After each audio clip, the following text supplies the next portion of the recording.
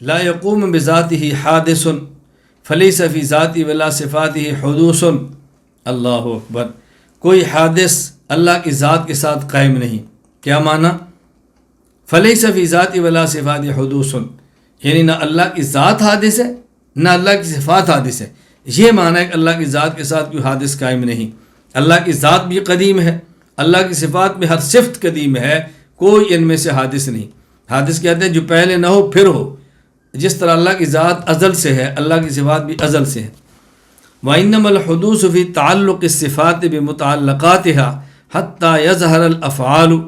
فرماتے ہیں جو حدوث آتا ہے وہ صفات میں نہیں آتا، صفت کا متعلق کے ساتھ جو تعلق ہے اس تعلق کے اندر حدوث آتا ہے، اس تعلق کے ساتھ۔ مثلا رازق اللہ کی صفت ہے، رزق کس کو دیا ہے؟ فلاں انسان کو۔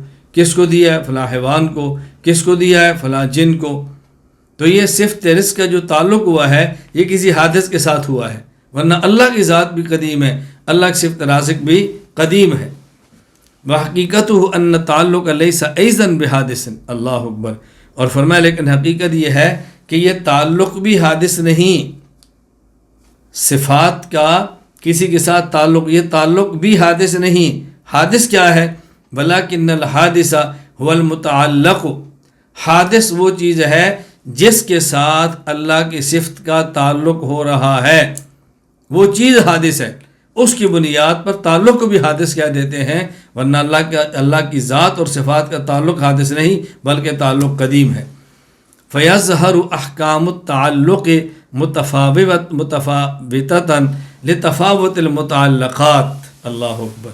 اور فرمایا چونکہ متعلقات دنیا کی جو اشیاء ہیں، اشیاء عالم، متعلقات باہم مختلف ہوتے ہیں، اس لیے اس تعلق کے احکام بھی مختلف ہوتے ہیں۔ ایک آج پیدا ہوا ہے کل، ایک پرسوں ایک ترسوں، کسی کو کھانا چاہیے کسی کو پینا چاہیے، کسی کو کپڑے چاہیے کسی کو دوا علاج شفا چاہیے، مختلف ہے نا۔ تو ہر ایک کے حالات مختلف ہیں، ان کا باہمی اختلاف ہے، اس لیے ان کے متعلقات کے اختلاف کی وجہ سے احکام میں اختلاف آتا ہے۔